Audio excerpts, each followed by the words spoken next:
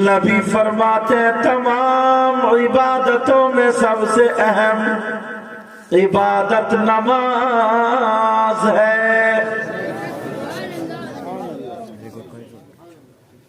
کوئی بھی ولی، کوئی بھی غوث، قطب، ابدال، پوری دنیا کے اچھے لوگوں کی لسٹ بناؤ، اچھے لوگوں کی، ایک بھی ایسا خالی نہیں نکلے گا کہ جو نماز سے خالی ہے، اور اگر نماز سے خالی ہے تو وہ اچھا ہے ہی نہیں۔ اگر نماز سے، ہاں یہاں پہ ایک چیز اور کہہ دیتا ہوں، نماز ہے کس پہ؟ عاقل، جسے ہوش ہو، عقل ہو، سمجھے، بالغ اور مسلمان، مرد اور عورت دونوں پر 5 وقت کی نماز فرض ہے۔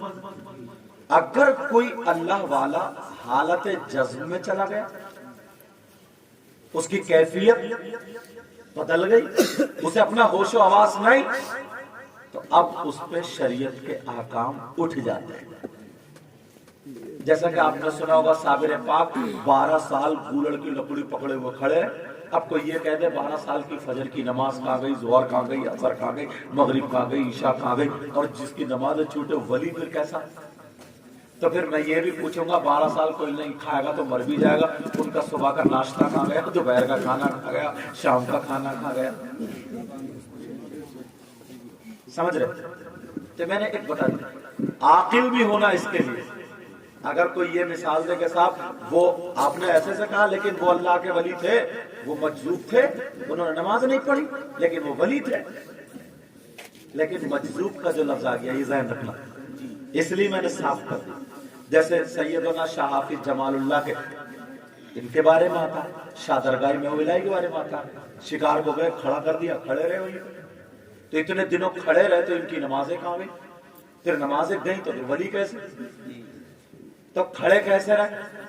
کھایا کیوں نہیں، پیا کیوں نہیں، بیٹھے کیوں نہیں، سوئے کیوں نہیں، لیٹے کیوں نہیں؟ حالت جزم میں تھے، تو اس وقت شریعت کے احکام اٹھ جاتے ہیں۔ لیکن یہاں پہ ہوش و حواس کی بات چل رہی، ٹھیک ہے؟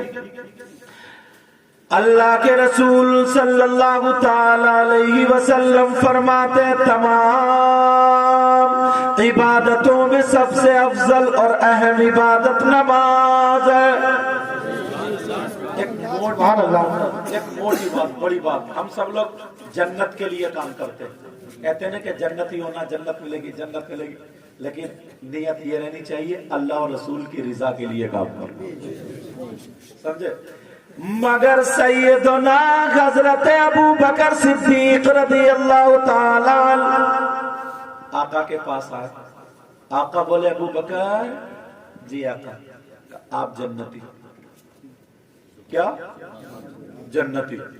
لو جنت کی بشارت۔ اور اگر نبی جس کو جنت میں لے جائیں تو کوئی مولانا روک پائے گا؟ کوئی مفتی صاحب روک پائیں گے؟ کوئی ایم آئی کا لال جو روک لے گا اگر نبی جسے کہتے کہ جنتی ہے؟ نبی نے کہا عمر تم جنتی، عثمان تم جنتی، علی تم جنتی، عشرہ مبشرہ 10 صحابہ کو جنت کی بشارت دی، اور وقتاً فوقتاً جیسا موقع محل ہوتا گیا صحابہ صحابیات کو بھی آقا جنت کی بشارت دیتے رہے۔ مگر پوری تاریخ اٹھا کر کے دیکھ لو، کوئی بھی مولوی نہیں بتا سکتا۔ ابو بکر صدیق کو جب کہہ دیا جنتی ہیں تو اتنا موٹا تکیہ لگا کے لیٹ جانا چاہیے، اب تو ہم جنتی ہیں، اب نمازیں پڑھ کے کیا ہوا، اب تو ہم جنتی ہیں، اب تو کچھ بھی کریں نبی نے کہہ دیا تو جنتی، کچھ بھی کریں اگر نبی نے کہہ دیا تو جنتی۔ مگر تاریخ اٹھا کر کے دیکھو، سیدنا ابو بکر صدیق رضی اللہ تعالیٰ عنہ کی اس فرمان کے بعد بھی کبھی نماز نہیں چھوٹی، کسی صحابی کی نماز نہیں چھوٹی۔ کیوں نہیں چھوٹی؟ اس لیے نہیں چھوٹی، انہیں معلوم تھا، دوسری حدیث بھی سامنے تھی، وہ اپنی جان قربان کرتے تھے صحابہ تھے، انہیں حدیث ان کے سامنے تھی، نبی کا فرمان الصلاۃ قرۃ عینی، یا پھر قرۃ عین فی الصلاۃ، نماز میں میری آنکھوں کی ٹھنڈک ہے. سمجھ آگئی؟ نماز میں میری آنکھوں کی ٹھنڈک ہے. یہ بھی تو تھا. ہاں بیٹا، ہاں لیکن ہر چیز کا نا بیٹا موقع محل ہوتا ہے. اچھا نہیں تم خود سمجھو نا موقع محل. ہاں تم تو سمجھدار ہو، مگر ادھر کو مت گر جائیے. کہ یہ کھینچے گا نا کپڑا سے نیچے، یہ بھی ہو سکتا ہے. اب کتنی جلدی سمجھتا ہوں. موقع محل جانتے ہیں انہیں، موقع محل کا تھوڑا کم پتہ رہتا ہے. یہ نعرہ کہیں بھی ٹھوک دیتے ہیں. ایک مولانا صاحب تقریر کر رہے تھے کہ فلاں صاحب کی اماں کا انتقال ہو گیا، نیچے سے بولے سبحان اللہ. تو بیٹا موقع محل سمجھتے ہو نا. فون دیکھ رہے ہیں آپ؟ کمپنی بند، یہ والی آئی فون پیچھے سے. لیکن چلو توجہ ذرا میری طرف. اچھا خاصا موضوع چلتا مگر بندہ کھینچ کے لے آتا. کلمہ شریف پڑھو، لا الہ الا اللہ محمد الرسول اللہ صلی اللہ تعالی علیہ وسلم. اور ایک بات بتا دوں، میری تقریر کے بعد ان کی نعت شریف ہوگی انشاءاللہ. اب کلیجے کو ٹھنڈک پڑی نہیں، ورنہ یہ مولانا لوگوں سے لڑتے ہی رہتے. ایک تو میری نعت نہیں پڑھوائی اور پھر نعرہ بھی نہیں لگوا رہے. توبہ پڑھے میرے ساتھ میں، پڑھی استغفر اللہ ربی من کل ذنب واتوب الیہ لا الہ الا اللہ محمد الرسول اللہ صلی اللہ تعالی علیہ وسلم. جب بھی موقع ملے نا توبہ کرتے رہا کریں. ایک حدیث شریف میں آتا ہے میرے آقا صبح سے شام تک 70 مرتبہ اللہ کی بارگاہ میں توبہ کرتے تھے. اور ایک حدیث میں 100 کا بھی ذکر آتا ہے کہ 100 مرتبہ آپ استغفار پڑھا کرتے اللہ کی بارگاہ میں توبہ کیا کرتے. اب تھوڑا سا سوال ہوتا ہے پیارے، توبہ کا مطلب ہے معافی مانگنا غلطیوں سے. تو معافی کون مانگتا ہے؟ جو گناہگار ہوتا ہے، جو غلطی کرتا ہے. توجہ نا تھوڑی سی سن لینا. معافی کون مانگتا ہے بیٹا؟ جو غلطی کرتے. آپ جا رہے ہیں کسی کو ٹھوکر لگے، معاف کر دو بھائی. اب تو اتنا لفظ ہے نہیں، سیدھے سوری خلاص. لیکن معافی کون مانگتا ہے؟ جو غلطی کرتا ہے. جو گناہگار ہوتا ہے وہ معافی مانگتا، توبہ کرتا ہے. بولو ہے کہ نہیں؟ مگر ہمارے آقا سر سے لے کر پاؤں تک گناہوں سے پاک، معصوم عن الخطا. پھر معافی کیوں مانگ رہے ہیں؟ توجہ ہے نا؟ اعتراض سمجھے پھر میں جواب دوں گا. بیٹا بات مت کرنا. اللہ کے رسول صبح سے شام تک معافی مانگ رہے ہیں. 70 مرتبہ اور 100 مرتبہ کا ذکر آتا ہے. تو نبی تو گناہگار نہیں، گناہوں سے پاک ہے، معصوم عن الخطا. تو پھر معافی کیوں مانگ رہے ہیں؟ کچھ حدیثیں تعلیم امت کے لیے. کس کے لیے بولو؟ تعلیم امت کے لیے. مطلب یہ ہے اس کا تاکہ امت کو سبق حاصل ہو جائے، امت کو علم حاصل ہو جائے، امت کو تعلیم مل جائے، آگاہ ہو جائے، تاکہ پتہ چل جائے. میرے نبی صبح سے شام تک اس لیے معافی مانگتے تھے، توبہ کرتے تھے، تاکہ نبی کے امتی سمجھ جائے جو نبی سر سے لے کر پاؤں تک گناہوں سے پاک ہے تو وہ تو 100 مرتبہ اللہ کی بارگاہ میں معافی مانگے. اور ہم سر سے لے کر کے پاؤں تک گناہوں میں پھنسے ہوئے ہیں، رکتا رکتا پھنسا ہوا ہے. وہ 100 مرتبہ مانگتے تھے، ہمیں کتنی مرتبہ مانگنا؟ اس لیے تعلیم امت کے لیے اللہ برکتیں عطا فرمائے۔ آج آدمی اتنا خود غرض ہو گیا نا، اتنا خود غرض کے مت پوچھو۔ کسی کی اولاد نہیں ہے، آئے گا روکے حضرت دعا کر دیو اولاد بن جائے، پتہ چل جائے کوئی حضرت آؤں۔ کسی کی بیٹی ہے، حضرت اللہ برکت دعا کر دیو حضرت بیٹا ہو جائے، دعا کر دیو حضرت طبیعت خراب ہے، دعا کر دیو اللہ برکت دے، دعا کر دیو حضرت کام اچھا نہیں چل رہا۔ سارے لوگ دعا کرانے آتے۔ آج تک اللہ کا بندہ ایک بھی ایسا نہیں ملا الا ماشاءاللہ کسی نے رو کر کے ہاتھ پکڑ کے یہ کہا حضرت میری گناہوں کی مغفرت کے لیے، گناہوں سے توبہ کے لیے دعا کر دیجئے اور میرا خاتمہ ایمان پر ہو جائے، یہ دعا کر دیجئے۔ ایک بھی ایسا نہیں آیا کہ میرا خاتمہ ایمان پر ہو جائے۔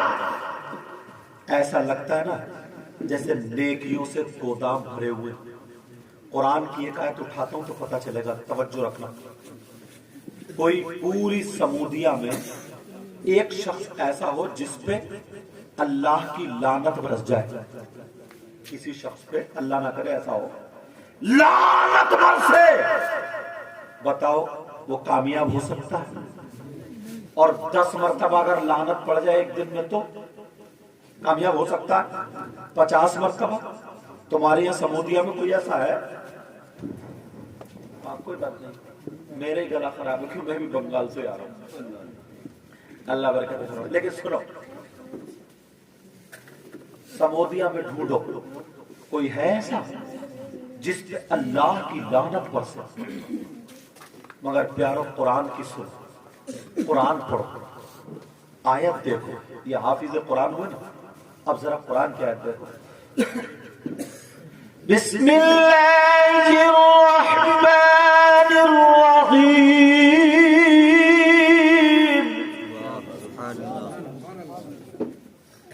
لعنت اللہ علی الکاذبین، جھوٹوں پر اللہ کی لعنت۔ کس پہ بولو؟ اور پوری دنیا غلط ہو سکتی ہے، میرا ان کا تمہارا سب کا کہنا غلط ہو سکتا ہے، مگر اللہ کا فرمان غلط کیا ہو سکتا ہے؟ کیا اللہ کا فرمان غلط نہیں؟ اللہ فرماتا ہے جھوٹوں پر اللہ کی لعنت۔ اب ایک مرتبہ اپنے آپ کو دیکھو، صبح سے شام تک اگر 200 مرتبہ بول رہے ہو تو اس میں 50 مرتبہ جھوٹ بول رہے ہیں، بولو ہے کہ نہیں؟ اب اللہ کی لعنت۔ اور جو رہ بچا اس موبائل نے جھوٹ بلوا دیا، اور اس میں تم ہی نہیں، اس میں مولانا بھی پھنس گئے، اس میں حضرت معاف کرنا مولانا لوگ بھی پھنس گئے۔ ہیلو حضرت کہاں پہنچے؟ ہے رامپور میں، تو بتا رہے دلپت پور۔ یہ سچ ہے کیا؟ یہ بھی جھوٹ ہے۔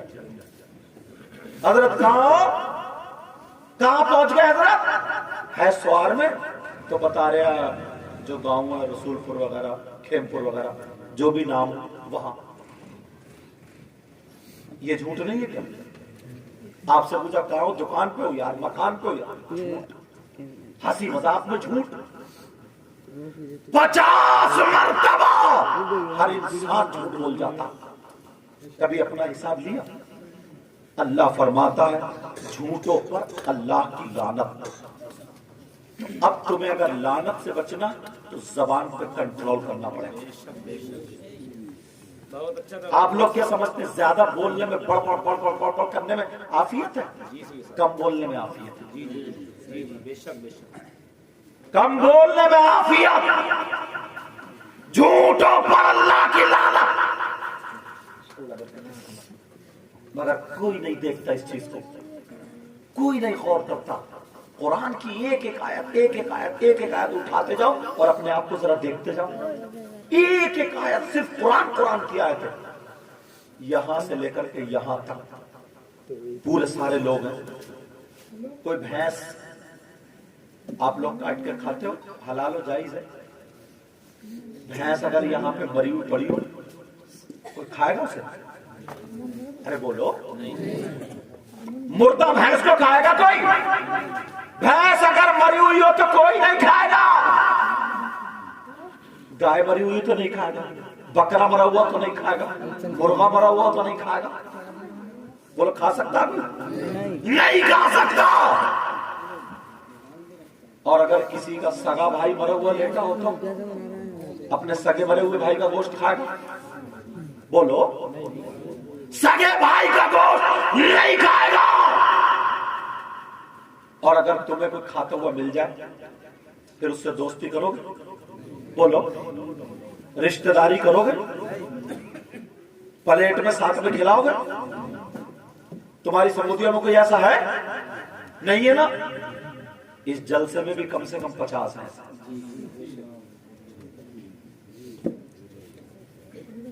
کم سے کم 50 ہیں. آپ کہو گے یار ہم نے تو نہیں دیکھا آج تک. میری بات غلط ہو سکتی ہے مگر قرآن غلط نہیں ہو سکتا. قرآن کی آیت پڑھوں گا بھی، آیت بتاؤں گا. اگر آیت غلط پڑھوں گا تو یہ علماء فوراً پکڑ لیں گے. نام بتاؤ. اب سوچ رہے ہو گے یار نام کا مجھے بھی پتہ نہیں ہے مگر تمہیں اپنا پتہ مجھے اپنا پتہ. جی جی بے شک بے شک بے شک بے شک. کون ہے وہ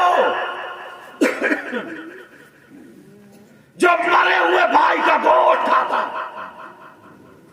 یار کتنا خراب انسان ہوگا وہ، کتنا برا انسان ہوگا.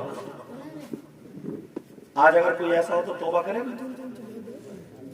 بسم اللہ الرحمن الرحیم. ولا يغتب بعضكم بعضا أيحب أحدكم أن يأكل لحم أخيه ميتا فكرهتموه. ترجمہ جا کے اٹھا لو نا، موبائل کا دور ہے، دیکھ لینا، ترجمہ اٹھا کے دیکھ لینا. اللہ فرماتا ہے اگر کوئی آپس میں غیبت کرتا ہے، چغلی کرتا ہے، پیٹھ پیچھے برائی کرتا ہے. اب کتنے تمہیں غیبت کرنے والے مل جائیں گے؟ کتنے غیبت کرنے والے مل جائیں گے؟ سبحان اللہ. اور تم ہی نہیں، اب یہ بیماری ہمارے مولاناؤں میں بھی آ گئی ہے. 3-4 اکٹھے ہو کے بیٹھیں گے اور ایک کو رپٹانا شروع کر دیں گے اور وہ ہے بھی نہیں. ایک بات کہہ دوں یار، برا نہ لگے مگر معاف کر دیو، سب جگہ ایسے نہیں ہے. اتنا حسد نہ پورے گاؤں میں نہیں ہوتا جتنا 2 مسجدوں کے اماموں میں.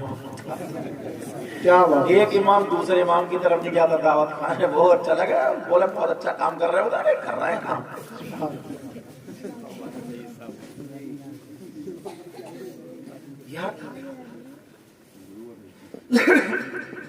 جو غیبت کرتا ہے، چغلی کرتا ہے.